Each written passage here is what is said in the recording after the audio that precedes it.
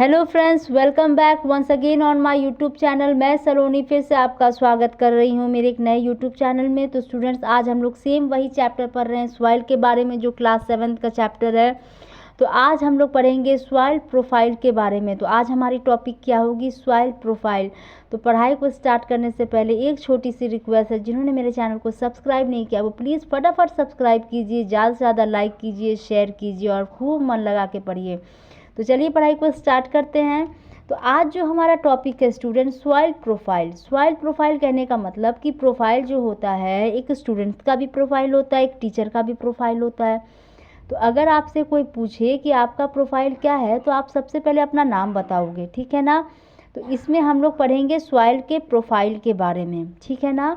तो इसमें क्या लिखा हुआ है? A vertical section through different layer of the soil is called the soil profile. यानी कि इसमें वर्टिकल सेक्शन होता है। वर्टिकल मतलब स्ट्रेट, हॉरिजॉन्टल मतलब लेटा हुआ, ठीक है ना। इसमें वर्टिकल सेक्शन होते हैं जिसमें different layers of this soil होते हैं, ठीक है ना।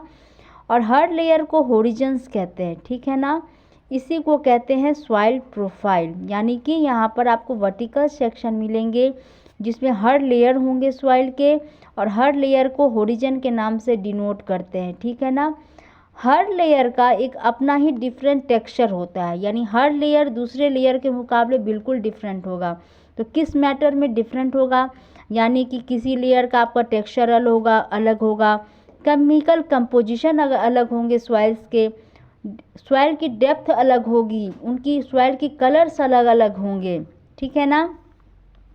तो स्टूडेंट, ये है सॉइल प्रोफाइल, ठीक है ना। यहाँ पर डिफरेंट होरिजन्स है, यानी डिफरेंट लेयर्स हैं सॉइल के। पहला लेयर है ए होरिजन, जिसमें हम लोग प्लांट्स को ग्रो करते हैं। दूसरा है बी होरिजन्स, ठीक है ना, ए होरिजन के जस्ट नीचे। फिर बी होरिजन के नीचे आपको सी होरिजन्स मिलेंगे, जहाँ सिर्फ कंकर रहते हैं। सी होरिजन्स के नीचे आपको बेड रॉक मिलेगा। बेड रॉक को होरिजन से क्यों नहीं डिनोट किया? क्योंकि यहाँ पर कोई भी सॉइल अवेलेबल नहीं है। बहुत बड़े बड़े पत्थर और चट्टान आपको यहाँ मिलेंगे।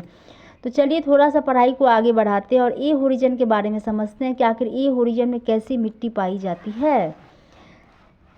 तो ए होरिजन जो होता है स्टूडेंट, मैंने आपको बताया कि अपर मोस्ट जो टॉप वाले जो सॉइल होते हैं, अपर मोस्ट होरिजन होता है, उसे क्या बोलते हैं? ए होरिजन, ठीक है ना।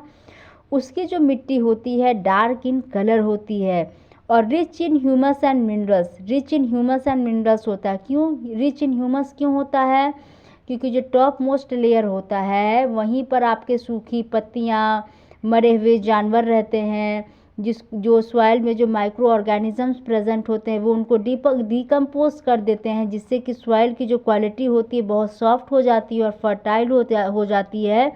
तो उस प्रकार के सॉइल को हम लोग ह्यूमस कहते हैं, ठीक है ना। तो ये प्रक्रिया कहाँ होती है? Top most layer of the soil में होती है, जिसको बोलते हैं ए होरिजन्स। और वहाँ पर मिनरल्स भी अवेलेबल होते हैं। This layer is soft. मैंने कहा कि वहाँ ह्यूमस प्रेजेंट होता है, तो वो लेयर बहुत सॉफ्ट होती है, पोरस होती है and can retain more water, ठीक है।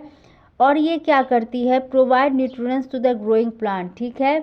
तो वो उस लेयर में आपके सॉइल की क्वालिटी बहुत सॉफ्ट होती है, ह्यूमस अवेलेबल होती है, वाटर भी रहती है, मिनरल्स भी रहते हैं, न्यूट्रिएंट्स भी अवेलेबल होती है। इस वजह से प्लांट को ग्रो करने में बहुत हेल्प करता है। तो वो लेयर में, ए होरिजन लेयर में आप प्लांट को अच्छे से ग्रो कर सकते हैं। तो ये है हमारा ए होरिजन, जहाँ पर हम लोग प्लांट्स को ग्रो करते हैं। ए होरिजन के जस्ट नीचे आ जाता है हमारा बी होरिजन। तो चलिए बी होरिजन के बारे में समझते हैं हम लोग। जो बी होरिजन होता है student, this layer has lesser amount of humus. यानी ए के मुकाबले बी होरिजन में आपको कम ह्यूमस मिलेगा। क्यों मिलेगा?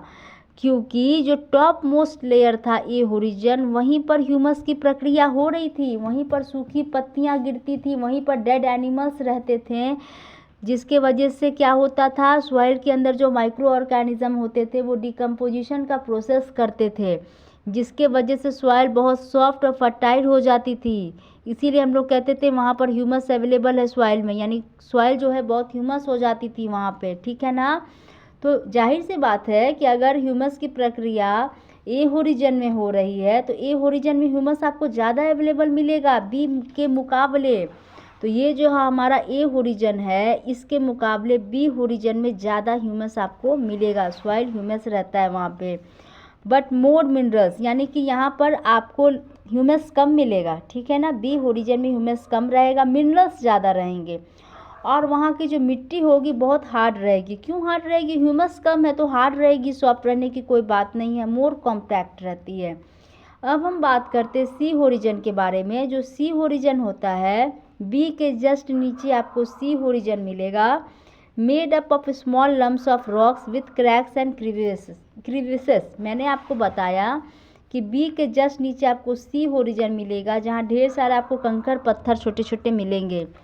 अब सी होरिजन के जस्ट नीचे बेड रॉक मिलेगा, ठीक है ना। तो चलिए बेड रॉक के बारे में पढ़ते हैं। It is hard and difficult to dig with the spade. ये बहुत हार्ड होता है, ये बड़े बड़े चट्टान और पत्थर होते हैं, बहुत हार्ड होते हैं। अगर आप फावड़ा से भी हटाने की कोशिश करोगे तो ये हटेगा बिल्कुल भी नहीं। तो ये क्या था स्टूडेंट? ये था सॉइल प्रोफाइल, जिसके बारे में हमने पढ़ा, समझने की कोशिश की कि सॉइल प्रोफाइल आखिर होते क्या है, कितने लेयर्स होते हैं सॉइल में, कितने प्रकार के सॉइल होते हैं, कितने सारे होरिजन्स होते हैं। तो आई होप मेरे सारे स्टूडेंट्स को मेरी वीडियो बहुत पसंद आ रही होगी। अगर पसंद आ रही है तो प्लीज़ ज़्यादा से ज़्यादा लाइक कीजिए, शेयर कीजिए, कमेंट बॉक्स में रिप्लाई कीजिए आपको कौन सी पार्ट समझ में नहीं आ रही है। तो मैं फिर से नेक्स्ट वीडियो डालने की कोशिश करूँगी। Thank you so much.